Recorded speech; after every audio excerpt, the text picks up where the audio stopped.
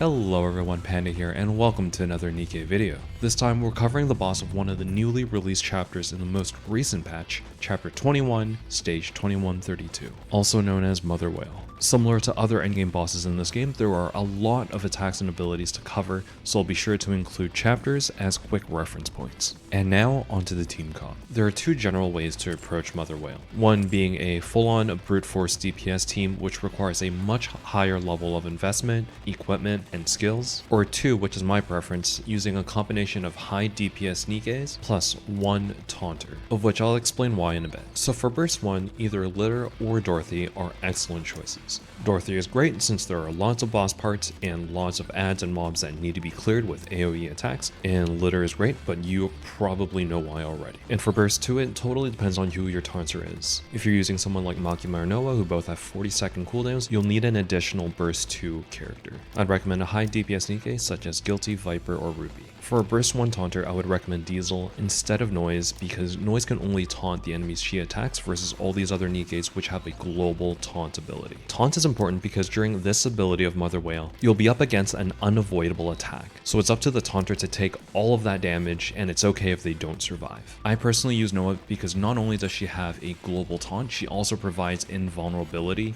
keeping herself and the entire team alive, and because she's a little bit more lore accurate for this particular stage. For burst 3, bring your best DPS available, bonus if they can do AoE attacks such as Scarlet or Modernia. If you have Alice or Maxwell very invested, they are good options as well. But Modernia is highly desirable because there will be Raptures where you can only deal 1 damage at a time, so any machine gun Nikke will be ideal. And now onto the gameplay. So the main targets are the summon ports. Destroying each one deals 13 bars of damage, but the first setting I double check is your aim assist. Go ahead and swish that on and crank that all the way up because those ports are so small even on PC, especially with the text overlaid on it. And our good friends at Nikke.gg recommends focusing down summon port 1 first because it has the least amount of health, so you can destroy it way quicker than the other ones. You can find a link to their full guide in the description box below. So the first attack will be these missiles. They don't actually deal a lot of damage, but they do apply a defense debuff that does stack, so you can destroy some of them, but for the most part, continue focusing on the summon port.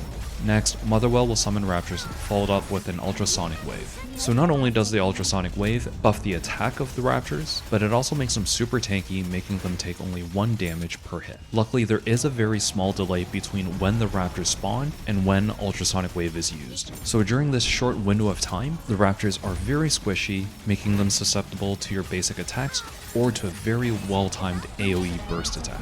In my case, Scarlet was able to take down most of an entire wave before Mother Whale even used Ultrasonic wave. And the next attack is Hurtle. Mother Whale will rush towards you, so just duck into cover. And up next is when your taunter will come into play.